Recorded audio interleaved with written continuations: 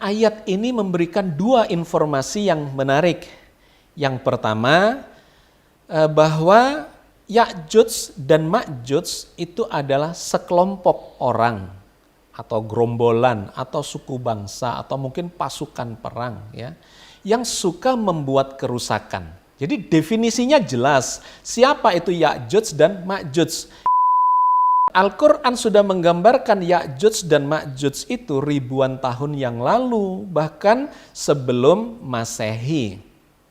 Dan ternyata kalau kita telusuri, memang cerita Ya'juj dan Ma'juj ini sudah muncul di kitab-kitab agama sebelumnya, agama Nasrani. Ya.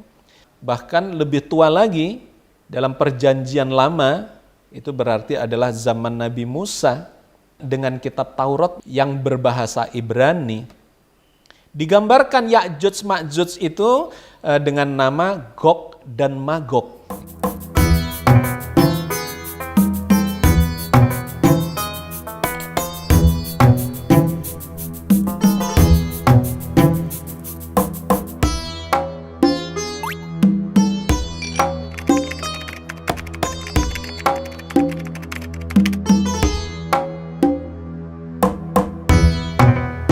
Assalamualaikum warahmatullahi wabarakatuh. Alhamdulillah, wassalatu wassalamu ala rasulillah, la haula wa la quwata illa billah.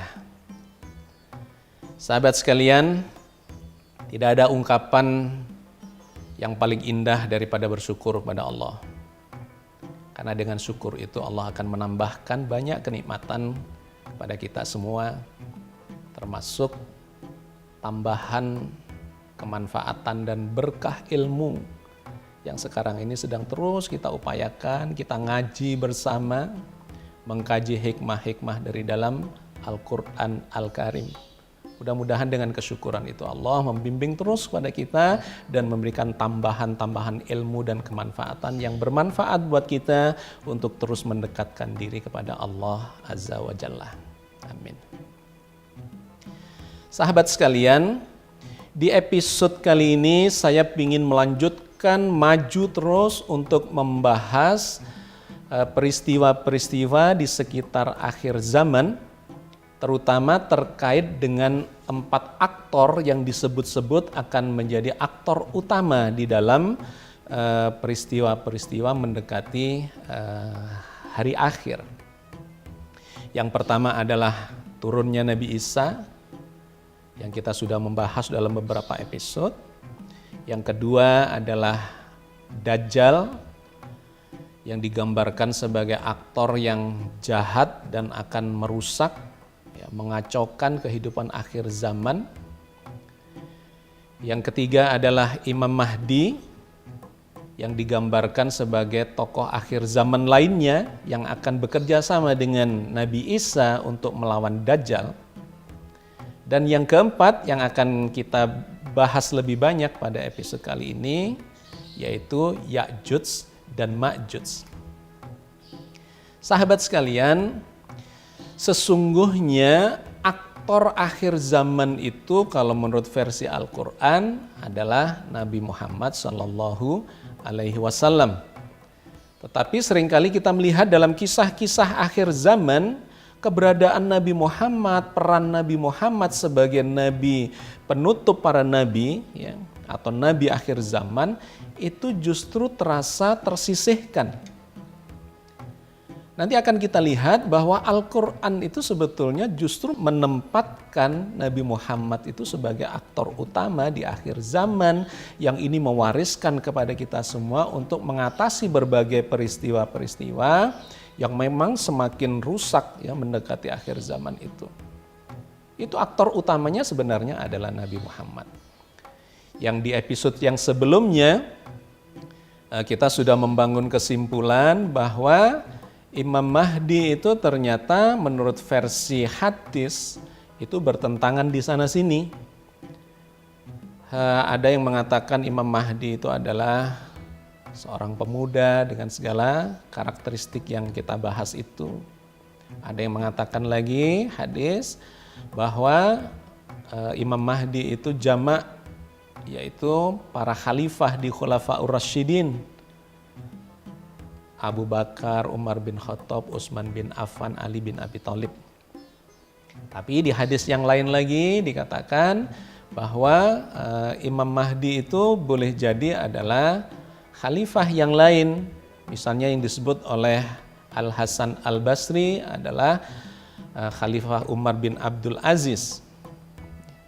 Atau digambarkan lagi lainnya lagi bahwa Imam Mahdi itu boleh jadi malah Nabi Isa. Nah ini terdapat berbagai kontradiksi yang tidak bisa kita simpulkan bahwa Imam Mahdi itu adalah sosok tunggal, tetapi melainkan malah jamak. Nah, nanti ini kita akan mendapatkan penegasan Al-Quran ternyata juga memberikan garis bawah, ya, memberikan penegasan bahwa Imam Mahdi itu ternyata adalah para imam yang mendapatkan petunjuk dari Allah dan menggunakan petunjuk itu untuk memimpin di akhir zaman, dan itu jumlahnya banyak. Sahabat sekalian, di kesempatan ini sebelum masuk ke Ya'juj dan Ma'juj, saya ingin memberikan gambaran yang lebih yang bersifat rekonstruktif, ya, bahwa sebenarnya yang disebut sebagai Dajjal dan Isa Al-Masih itu adalah aktor-aktor yang tidak bisa dipisahkan dan itu sudah lewat di masa lalu. Sedangkan aktor Imam Mahdi dan Ya'juj Ma'juj itu adalah aktor akhir zaman yang berada di era Nabi Muhammad. Ya'juj dan Ma'juj kemudian ditambah Imam Mahdi tetapi dalam istilah idiom yang berbeda, itu diceritakan oleh Al-Quran. Sedangkan Al-Masih dan Dajjal itu tidak diceritakan oleh Al-Quran dalam konteks bahwa keduanya ini akan turun, ya, di akhir zaman. Yang perlu kita perhatikan, kita cermati, sebetulnya kata Dajjal, istilah Dajjal itu tidak bisa terpisah dari istilah Al-Masih. Ya, kita sudah membahas ini panjang lebar bahwa Dajjal itu adalah penjelas dari Al-Masih. Sehingga dalam hadis-hadis pun digambarkan atau disebutkan istilahnya adalah Al-Masih Ad-Dajjal. Yang artinya apa? Pemalsu Al-Masih atau Nabi Isa palsu, atau Mesias palsu, atau Nabi palsu. Jadi sebenarnya istilah Dajjal itu tidak bisa dipisahkan dari Al-Masih. Maka di hadis pun penyebutannya adalah Al-Masih Ad-Dajjal. Tetapi kita melihat kecenderungan sebagian kawan kita menyebut Dajjal itu seakan-akan sesuatu yang bisa saja tidak terkait dengan Al-Masih. Sosok manusia yang pembohong, ya, yang pendusta, yang jahat, yang merusak dan sebagainya dan sebagainya. Padahal makna asli, ya, asal usul munculnya Dajjal, istilah Dajjal itu adalah terkait dengan Al-Masih Ad-Dajjal. Artinya seseorang yang menyamar, menyaru menjadi Al-Masih, Mesias, sang Mesias atau sang Nabi. Jadi istilah awalnya itu adalah bermakna nabi palsu, seseorang yang menyamar menjadi Isa Al-Masih. Memang digambarkan Isa Al-Masih memiliki mukjizat-mukjizat itu, dan kemudian sang nabi palsu, sang Mesias palsu atau sang Al-Masih palsu itu meniru itu, memiliki kemampuan itu untuk mengecoh orang-orang yang beragama, yang taat, dalam konteks ini beragama Islam, kemudian padahal ini kaitannya sebetulnya dulu dengan agama Nasrani, ya. Sehingga di dalam kitab-kitab Nasrani itu ada yang disebut Antikristus.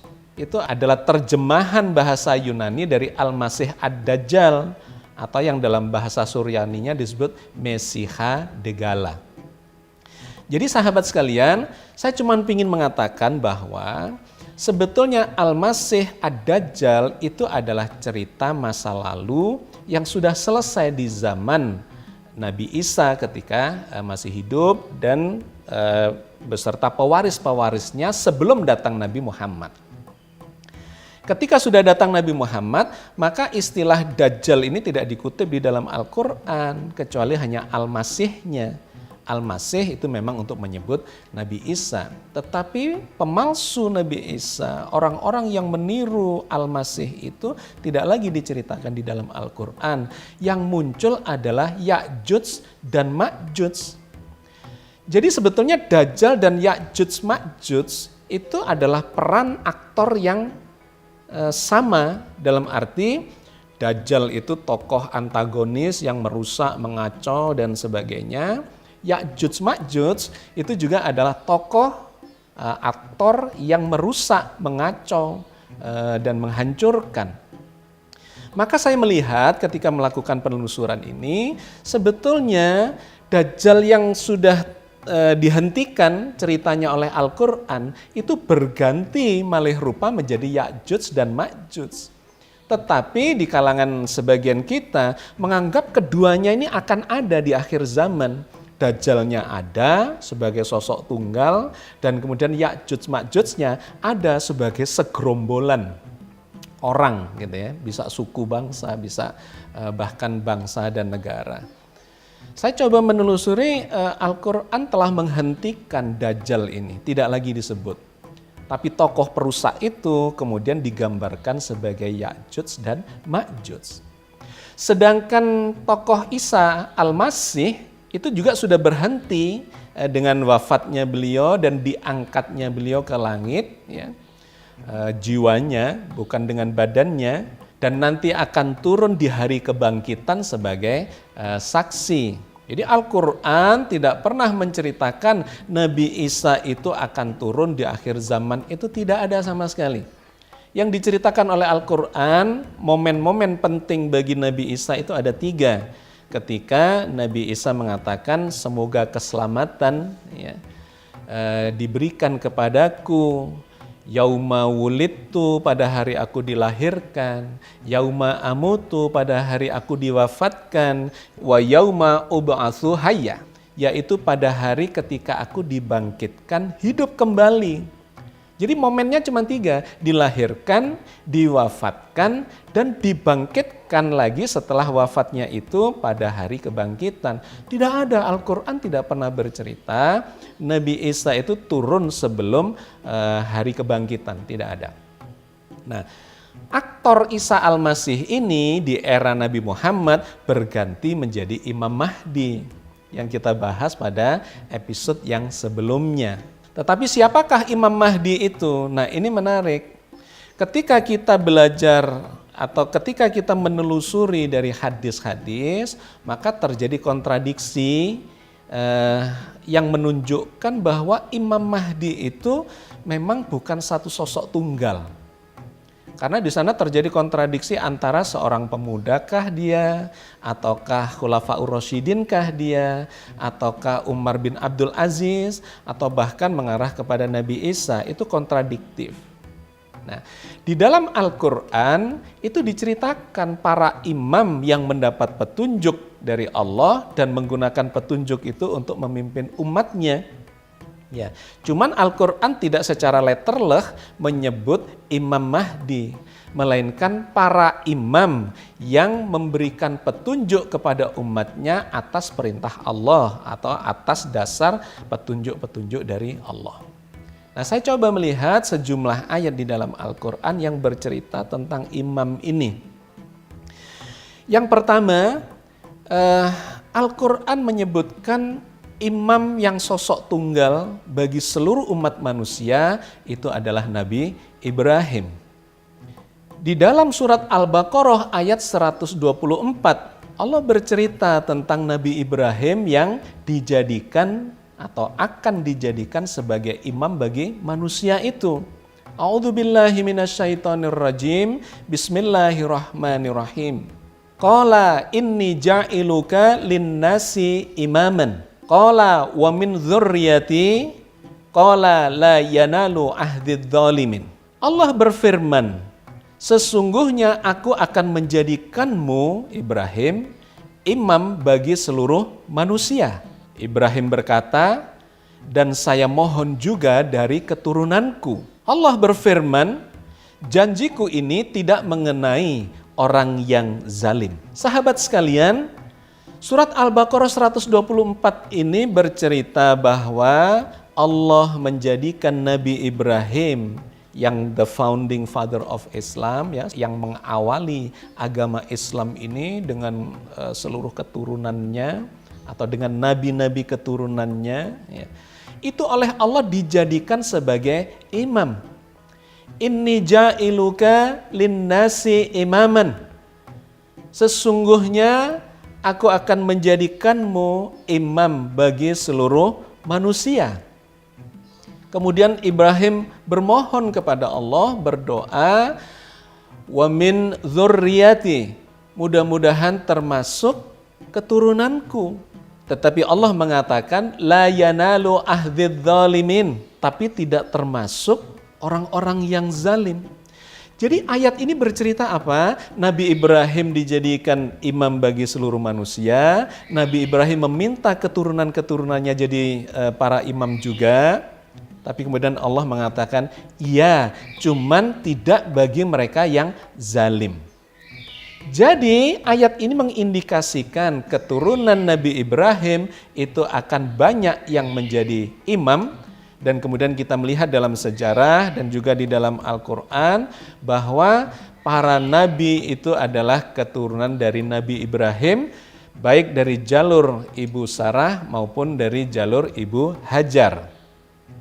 Nah, ketika kita lanjutkan lagi cerita ini tentang pengangkatan imam ini, kita menemukan kelanjutannya di ayat yang berbeda. Yaitu ada di dalam surat Al-Anbiya ayat 73. Di sana Allah bercerita keturunan Nabi Ibrahim yang diangkat menjadi Imam Mahdi itu. Ya, diangkat menjadi imam yang memberi petunjuk dengan petunjuk Allah. Dikatakan dalam surat Al-Anbiya 73 itu, waja'alnahum a'immatan yahduna bi amrina. Dan kami menjadikan mereka itu keturunan Ibrahim. Dalam konteks ini kalau kita lihat ayat sebelumnya adalah Nabi Ishak dan Nabi Yakub.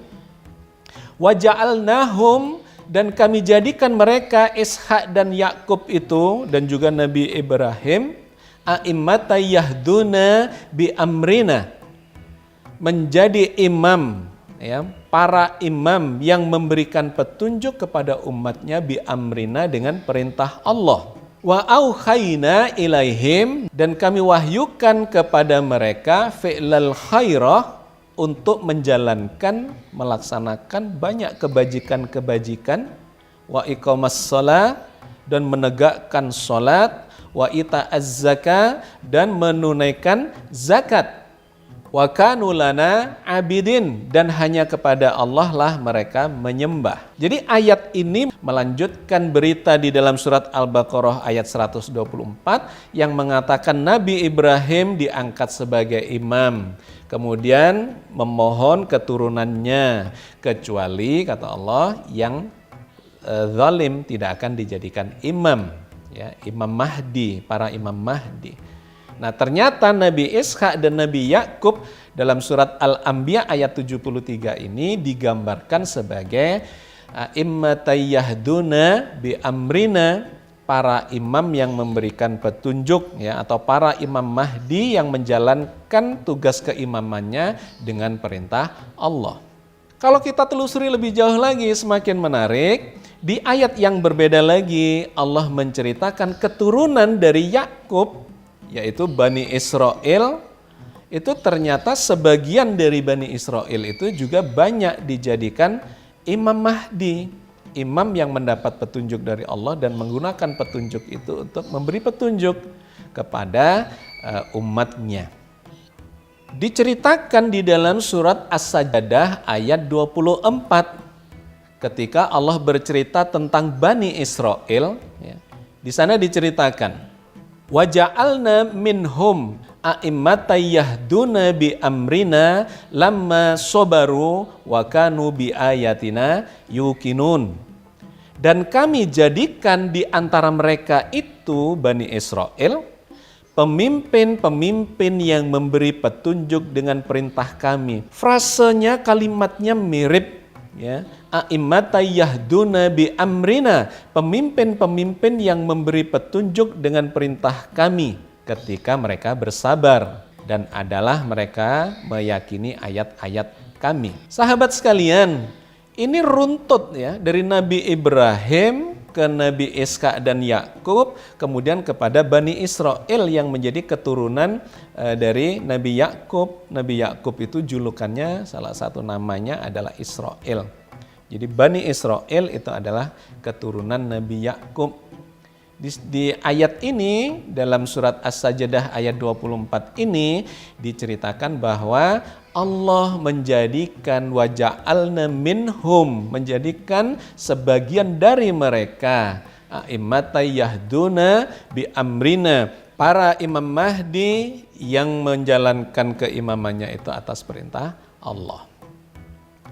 Nah, kalau ini kita lanjutkan lagi kepada keturunan Ibrahim yang lain, ya, karena doa Nabi Ibrahim itu adalah memohon kepada Allah supaya keturunan Nabi Ibrahim itu dijadikan imam, dan Allah mengatakan secara implisit iya kecuali orang-orang yang zalim. Maka kalau kita telusuri terus, penutup dari keturunan Nabi Ibrahim yang menjadi Imam Mahdi, yang menjadi Nabi penutup akhir zaman, itu adalah Nabi Muhammad Sallallahu Alaihi Wasallam. Ini sudah kita simpulkan pada kesempatan yang lalu, di episode yang lalu, bahwa para Imam Mahdi di jalurnya Nabi Ibrahim yang berupa nabi-nabi itu berakhirlah di zamannya Nabi Muhammad sebagai khataman nabiyyin. Begitu yang diceritakan oleh Allah di dalam Al-Quran surat Al-Ahzab ayat 40. Ma kana Muhammadun aba ahadim mir rijalikum walakin Rasulullah wa khataman nabiyyin wa kanallahu bikulli syai'in alimah. Muhammad itu sekali-kali bukanlah bapak dari seorang laki-laki di antara kamu, tetapi dia adalah Rasulullah dan penutup para nabi, dan adalah Allah Maha mengetahui segala sesuatu.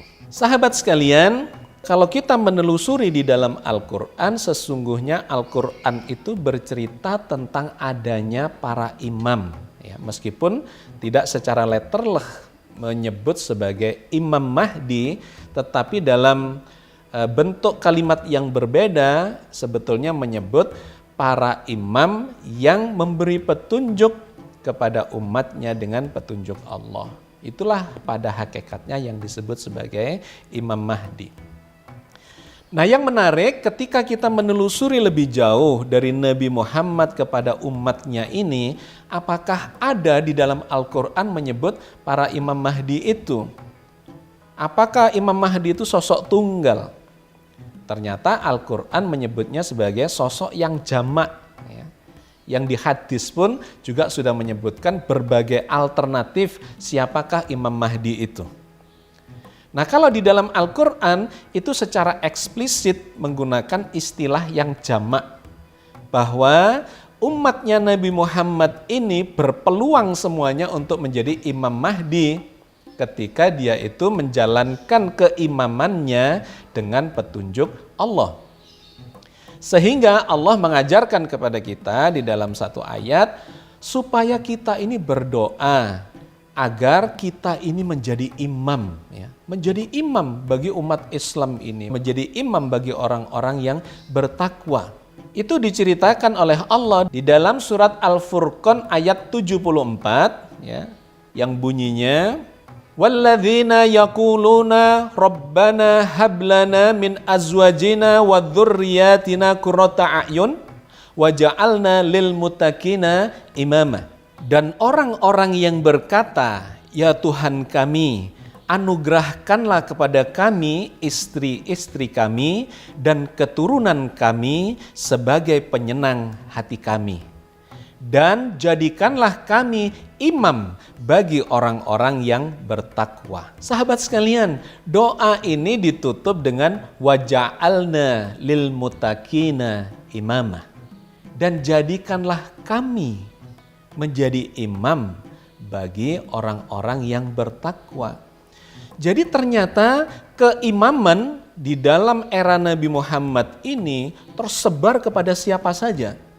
Orang-orang yang mengikuti petunjuk Allah dan kemudian dia dipilih sebagai seorang pemimpin di dalam level apapun, dalam konteks apapun, dan kemudian dia menjalankan petunjuk itu untuk memimpin umatnya, jamaahnya, maka itu bisa disebut sebagai Imam Mahdi dalam arti yang luas.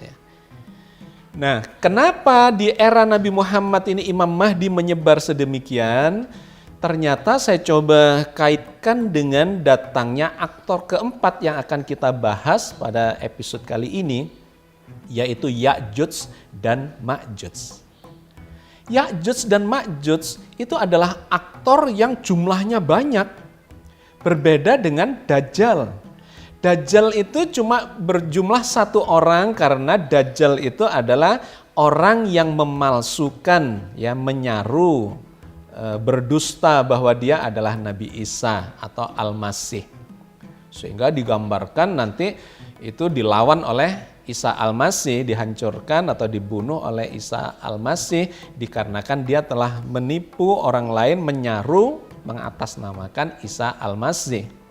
Tetapi sebagaimana yang telah kita simpulkan bahwa Dajjal atau Al-Masih Ad-Dajjal, ya, Dajjal yang meniru Al-Masih ini sudah selesai eranya, ada di zaman Nabi Isa. Nah, sekarang eranya adalah Ya'juj dan Ma'juj yang akan dilawan oleh Imam Mahdi. Jadi kalau boleh dikatakan sebetulnya Ya'juj dan Ma'juj itu adalah Dajjal modern. Kalau dulu Dajjalnya cuma satu, sekarang Dajjalnya banyak. Itulah yang disebut sebagai Ya'juj wa Ma'juj. Sedangkan Al-Masih dengan Imam Mahdi, Mesias modern itu adalah Al-Mahdi. Karena Mesias yang lama, Al-Masih, ya, Isa Al-Masih sudah wafat, sudah selesai tugasnya. Digantikan oleh Mesias yang baru yang oleh Al-Quran dan hadis, sejumlah hadis digambarkan sebagai Imam Mahdi atau A'immatai yahduna bi amrina, orang-orang atau para imam yang mendapatkan petunjuk dari Allah dan menggunakan petunjuk itu untuk memimpin umatnya. Maka dengan ini saya ingin mengatakan bahwa di era akhir zaman ini yang ada sesungguhnya cuma Ya'juj wa Ma'juj melawan Imam Mahdi. Tetapi Imam Mahdi itu bukan sosok tunggal, melainkan sosok yang banyak. Siapapun umat Nabi Muhammad yang memiliki potensi menjadi imam dan dia menggunakan petunjuk-petunjuk Allah untuk memberi petunjuk atau memimpin umatnya, maka dia itulah Imam Mahdi yang akan melawan tokoh-tokoh antagonis Dajjal-Dajjal di akhir zaman yang disebut sebagai Ya'juj wa Ma'juj. Sahabat sekalian, Ya'juj wa Ma'juj ini berbeda dengan Dajjal, disebut di dalam Al-Quran Al-Karim. Kalau Dajjal yang tunggal itu, yang menyaru Nabi Isa, itu tidak disebut di dalam Al-Quran Al-Karim. Tetapi Dajjal-Dajjal modern yang disebut sebagai Ya'juj wa Ma'juj, ini disebut oleh Al-Quran Al-Karim. Perannya sama dengan Dajjal, yaitu berdusta, berbohong, merusak, mengaco. Yang istilah Al-Quran, mereka itu berbuat kerusakan di muka bumi. Yang itu digambarkan kalau zaman dahulu, era sebelum Nabi Muhammad sebagai Dajjal. Yang kalau kita gambarkan Dajjal juga masih ada sekarang, itu perannya menjadi sama dengan Ya'juj dan Ma'juj. Dan kemudian kita tidak mendapatkan gambaran kapan Dajjal dan Ya'juj Ma'juj itu bekerja sama untuk melakukan kerusakan di akhir zaman. Ya, dalam kesimpulan logika yang saya dapatkan dari cerita-cerita tentang Al-Masih Ad-Dajjal dan Ya'juj wa Ma'juj beserta Imam Mahdi itu ternyata adalah berbeda generasi, berbeda zaman, berbeda era.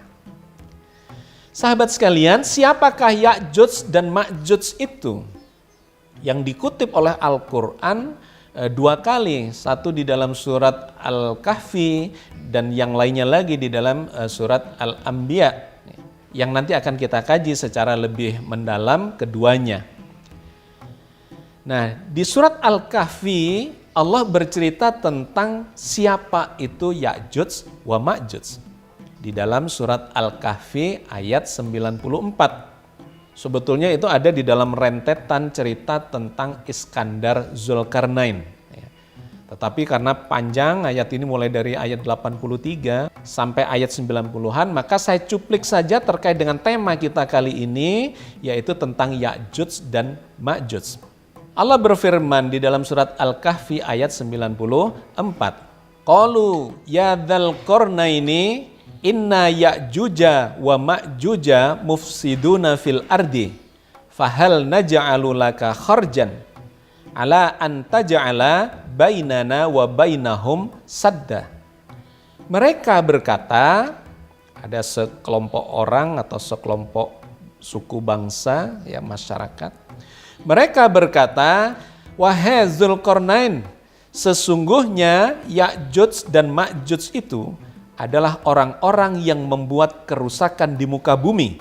Maka dapatkah kami memberikan sesuatu pembayaran kepadamu supaya kamu membuat dinding pembatas antara kami dengan mereka? Sahabat sekalian, ayat ini memberikan dua informasi yang menarik.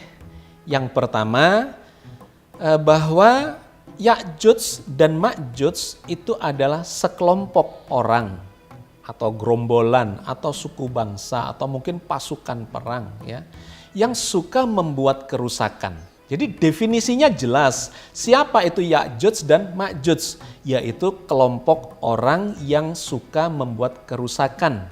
Ya, yang digambarkan oleh ayat ini, inna Ya'juja wa Ma'juja mufsiduna fil ardi. Sesungguhnya Ya'juj dan Ma'juj itu adalah orang-orang yang suka berbuat kerusakan di muka bumi.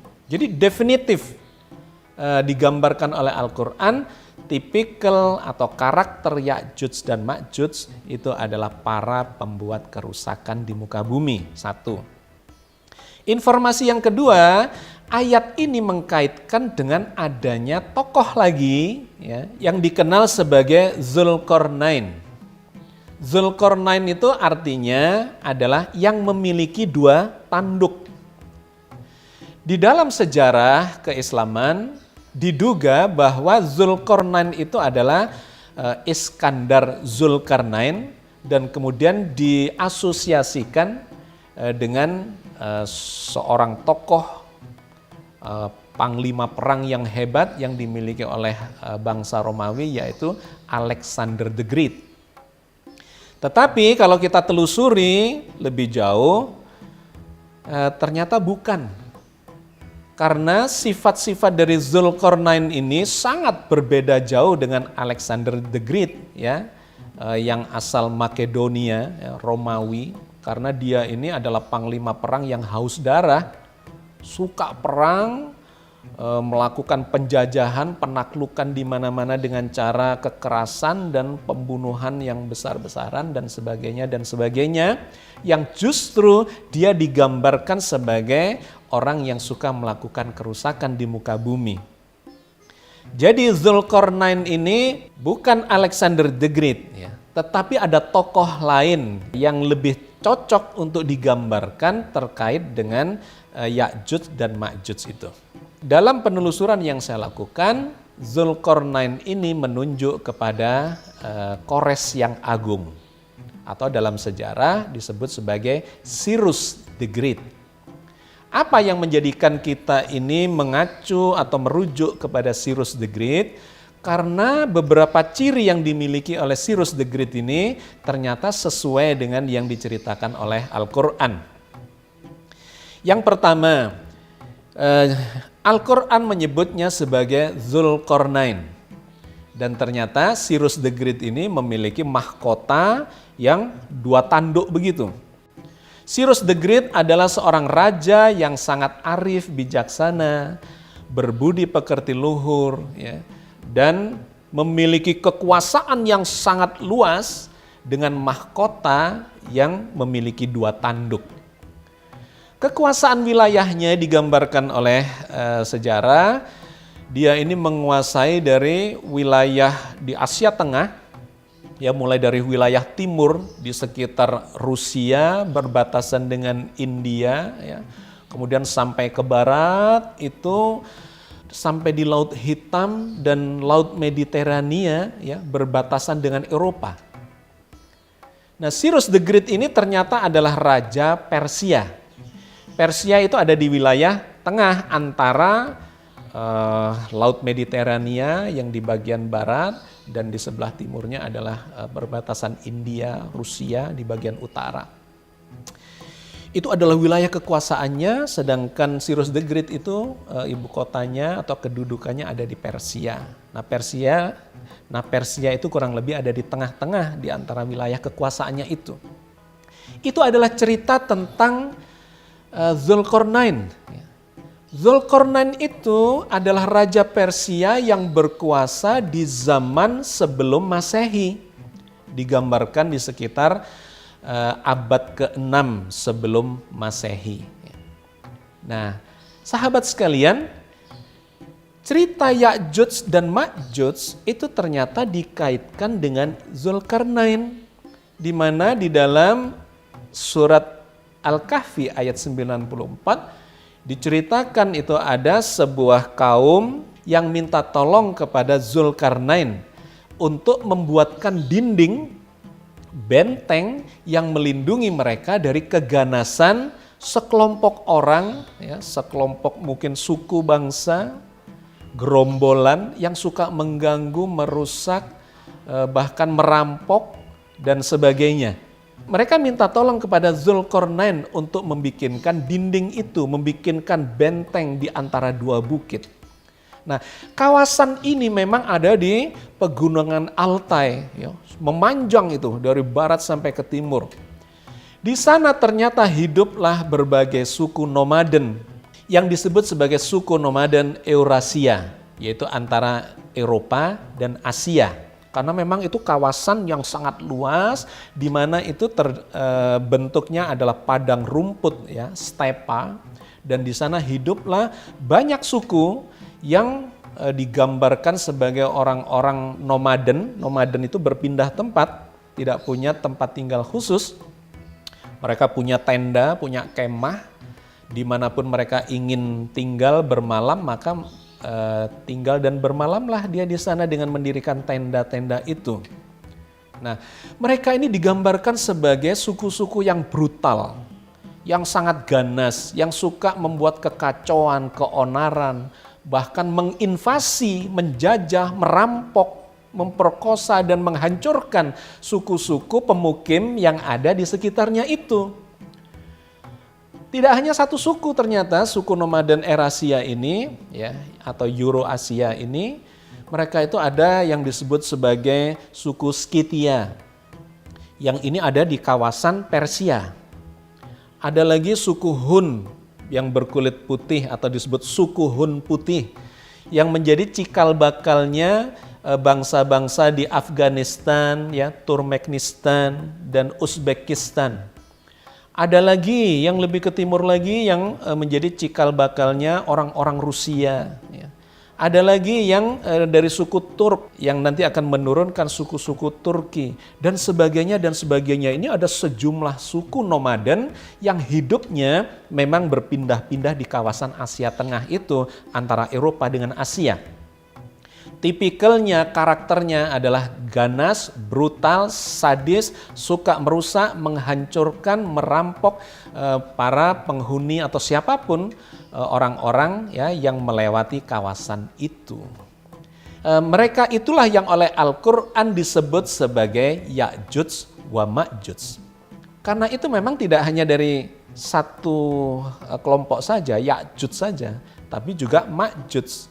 Jadi ini gambarannya terdiri dari banyak kelompok, banyak gerombolan yang tipikalnya melakukan perusakan di muka bumi. Mufsiduna fil ardi, begitu. Ya'juj dan Ma'juj adalah gerombolan yang suka melakukan perusakan di muka bumi. Nah, sahabat sekalian, memang kalau kemudian kita telusuri sejarah, di zaman Zulkarnain itulah beliau melakukan atau membangun sebuah benteng, ya di antara pegunungan Altai itu, di antara dua bukit untuk menghadang serbuan dari para suku nomaden Eurasia itu, supaya tidak mengganggu ke pemukiman, karena mereka ini tidak bisa ditebak. Jangan-jangan ditinggal oleh Zulkarnain ya sebagai penguasa yang ibu kotanya ada di Persia, di Iran. Jangan-jangan begitu ditinggal tidak dalam pengawasan mereka menyerbu. Jadi yang bisa dilakukan adalah membangun benteng, membangun dinding. Digambarkanlah oleh Al-Quran, Zulkarnain itu kemudian membangun dinding atau benteng yang terbuat dari campuran logam besi dan tembaga. Digambarkan dibantu oleh kaum itu, kemudian memanaskan besi itu dilelehkan ya. Ini adalah gambaran sebuah teknologi metalurgi yang sangat tinggi sebetulnya, karena jumlah besi yang dilebur itu pasti besar sekali, banyak sekali, karena untuk membangun benteng. Dan lagi dicampur dengan logam tembaga, itu bukan teknologi yang mudah. Itu adalah termasuk teknologi metalurgi yang cukup canggih, karena bisa menggabungkan, mencampurkan keduanya, dan untuk membangun sebuah benteng yang ukurannya sangat besar. Untuk menutup jalan masuknya Ya'juj dan Ma'juj di waktu itu. Jadi ringkas kata sahabat sekalian, Al-Quran sudah menggambarkan Ya'juj dan Ma'juj itu ribuan tahun yang lalu, bahkan sebelum Masehi. Dan ternyata kalau kita telusuri, memang cerita Ya'juj dan Ma'juj ini sudah muncul di kitab-kitab agama sebelumnya, agama Nasrani. Ya. Bahkan lebih tua lagi, dalam perjanjian lama, itu berarti adalah zaman Nabi Musa. Ya, zaman Nabi Musa dengan kitab Taurat yang berbahasa Ibrani. Digambarkan Ya'juj Ma'juj itu dengan nama Gog dan Magog. Ya, jadi bahasa Ibraninya Ya'juj dan Ma'juj itu adalah Gog dan Magog. Itu digambarkan di dalam perjanjian lama bahwa memang ada suku-suku yang ada di kawasan Asia Tengah antara Eropa dan Asia, di padang stepa yang nomaden, mereka pasukan berkuda, yang suka melakukan kekerasan-kekerasan yang brutal, membuat kerusakan dan mengganggu penduduk-penduduk di sekitar itu. Bahkan mereka melakukan invasi sampai ke Eropa, ya, ke Persia, ke Turki, ke arah Rusia, dan sebagainya. Mereka itulah yang dalam bahasa Ibrani dikenal sebagai Gog dan Magog, yang kemudian sekian generasi kemudian dalam Al-Quran dilafatkan dalam bahasa Arab sebagai Ya'juj dan Ma'juj. Jadi kesimpulannya apa? Sebetulnya Ya'juj dan Ma'juj itu adalah sekelompok orang, gerombolan orang yang sudah sejak lama ada. Tetapi ternyata ini akan terus ada sampai di akhir zaman. Sehingga dalam 3 kitab suci, Taurat, Injil, dan Al-Quran, keberadaan Ya'juj dan Ma'juj atau Gog dan Magog ini terus diceritakan sebagai pengingat. Peringatan buat kita bahwa akan muncul itu, kapanpun itu akan muncul. Di zaman dulu ya muncul, di zaman pertengahan ya muncul, di akhir zaman juga akan muncul. Jadi di zaman sebelum Masehi itu adalah para nomaden ya dengan berbagai suku yang saya ceritakan tadi, ada suku Skythia, ada Hun, ada Wusun dan sebagainya. Ternyata di abad pertengahan ini muncul lagi juga dari suku nomaden itu, yaitu bangsa Mongolia. Bangsa Mongolia ini adalah bangsa nomaden di kawasan di atasnya atau di utaranya Cina. Mereka brutal sekali dan jago berperang, jago mengendarai kuda. Dengan panahnya bisa mereka itu menembak ya, membidik dengan panahnya sambil berkuda dengan kecepatan tinggi. Itu luar biasa. Jadi susah dikalahkan. Tetapi sayangnya perilaku mereka itu merusak ya, merampok ya, mengacau, membuat keonaran dan melakukan kerusakan di muka bumi. Nah, pasukan Mongol ini atau suku Mongolia ini terkenal di zamannya Genghis Khan. Ya. Di zamannya Genghis Khan, Dan di zaman itu Genghis Khan bersama bangsa Mongolnya itu bisa menaklukkan Cina. Ya, Cina sempat dijajah oleh Mongolia. Nah, karena ketakutan itu dulu sebenarnya pernah dibikinlah tembok Cina, ya, The Great Wall, yang kita bisa melihatnya sampai sekarang. Itu adalah benteng semacam yang dibikin oleh Zulkarnain di abad sebelum Masehi. Tetapi di abad pertengahan itu dilakukan oleh bangsa Cina untuk melindungi diri dari serbuan suku-suku liar, suku-suku nomaden di bagian utara, ya, di bagian Asia Tengah itu, yang mereka itu sulit untuk ditaklukkan. Dan meskipun Cina sudah membuat tembok sepanjang ribuan kilometer itu, toh mereka tetap bisa ditaklukkan oleh Mongolia. Ya, luar biasa cerita tentang itu tercatat dalam sejarah. Bahkan bukan cuma Cina yang bisa ditaklukkan oleh suku Mongolia itu, melainkan kerajaan Islam atau kekhalifahan Islam itu ternyata terbukti akhirnya juga diruntuhkan oleh pasukan dari Mongolia itu. Bukan di zamannya Genghis Khan, tetapi di penggantinya Genghis Khan. Ya, Genghis Khan itu punya anak 4, salah satunya kita kenal sebagai Kubilai Khan, di mana Kubilai Khan itu pernah menyerang sampai ke Indonesia berhadapan dengan kerajaan Singosari, ya, di abad 12-13 itu. Ternyata cucunya Genghis Khan ini yang menggantikan Genghis Khan itu juga luar biasa, namanya Hulagu Khan. Nah, di zamannya Hulagu Khan inilah terjadi penyerangan besar-besaran ke Baghdad, di mana waktu itu kekhalifahan Abbasiyah, ya, Bani Abbasiyah berada di akhir-akhir masa keruntuhannya. Diserbu oleh pasukan Mongol dan kemudian hancurlah Baghdad, dikuasai selama 5 tahun dan dihancurkan sehancur-hancurnya oleh pasukan Mongol di bawah kepemimpinan Hulagu Khan itu. Jadi ringkas kata saya cuma ingin mengatakan bahwa Ya'juj dan Ma'juj yang dulu muncul di era zaman kuno di abad-abad ke-6 sebelum Masehi, itu akhirnya juga muncul di abad pertengahan, di abad ke-13. Baghdad runtuh di tanggal 10 Februari tahun 1258 Masehi.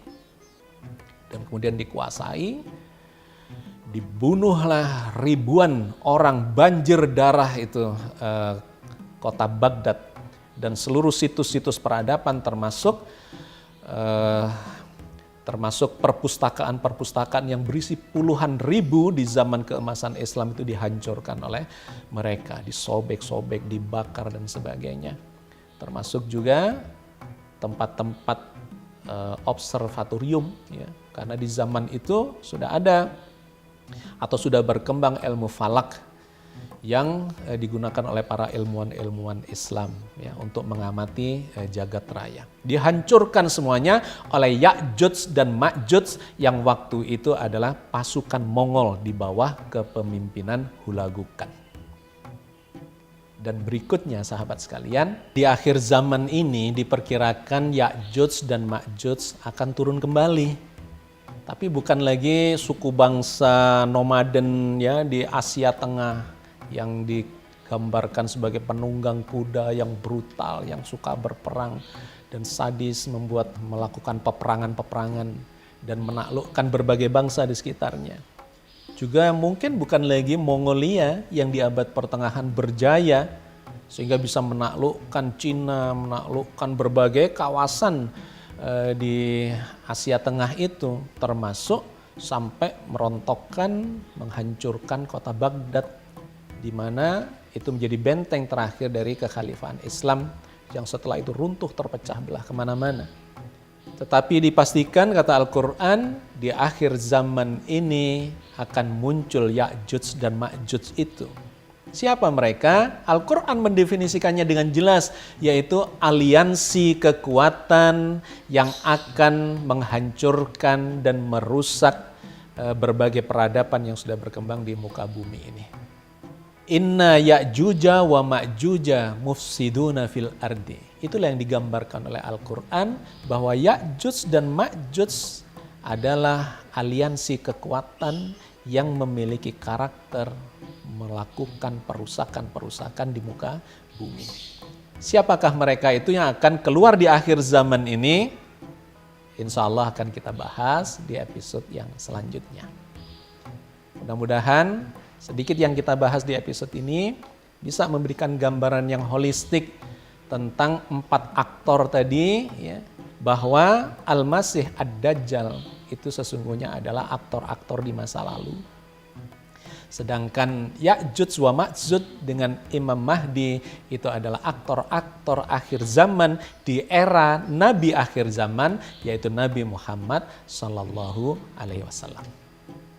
Mudah-mudahan Allah memberkati semua yang kita bahas dan diskusikan ini sebagai bagian dari proses untuk mendekatkan diri kepada Allah Azza wa Jalla. Assalamualaikum warahmatullahi wabarakatuh.